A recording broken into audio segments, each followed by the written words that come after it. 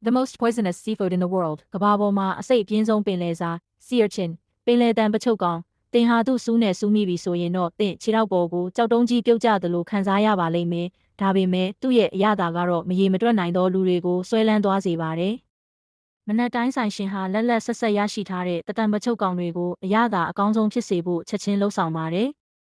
တေချာဂယုတစိုက်လှုပ်ဆောင်ရတာဖြစ်ပါတယ်။ဘာကြောင့်လဲဆိုတော့သူ့စူးတွေဟာအရန်စိတ်ပြင်းလို့ပဲဖြစ်ပါတယ်။စူးမခံချင်ရင်တော့တေချာဂယုတစိုက်လှုပ်ဆောင်ရမှာပဲဖြစ်ပါတယ်။စူးတွေအကုန်ဖြတ်ပြီးသွားပြီဆိုရင်တော့တံမချုပ်ရဲ့ပါးစပ်ကနေဖြတ်ထုတ်ပြီးဖွင့်လိုက်ပါတယ်။အထဲကအဝါရောင်ပိုင်းကပဲစားလို့ရတာဖြစ်ပါတယ်။တကယ်တော့အဲ့ဒီအဝါရောင်ပိုင်းဟာမျိုးပွားတဲ့ကလင်းအစိတ်ပိုင်းဖြစ်ပြီးတော့မျိုးချဖို့ခက်ခဲပါလိမ့်မယ်။ဒါပေမဲ့အသားရဲ့အရသာကတော့ကင်းကနန်းအရသာထက်အစတရသာတယ်လို့ဆိုပါတယ်။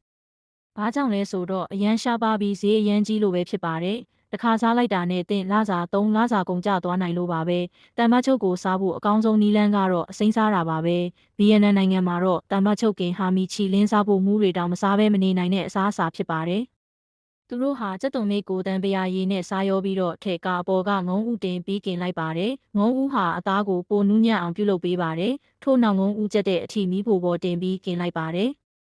ထွက်လာတဲ့အမွှေးနံဟာစားကျင်စိတ်ကိုမခံမရက်နိုင်အောင်ဖြစ်စေပါတယ်။အဲဒီနောက်မှာတော့မီးသွေးနဲ့กินထားတဲ့တံပတ်ချုပ်ကင်ဟာအစင်သင့်ဖြစ်ပါပြီ။တစ်ချက်ကြိုက်စားလိုက်တာနဲ့ပင်လေရဲ့အရသာကိုခံစားရမှာဖြစ်ပြီးငုံဥရဲ့စိတ်နဲ့အရသာနဲ့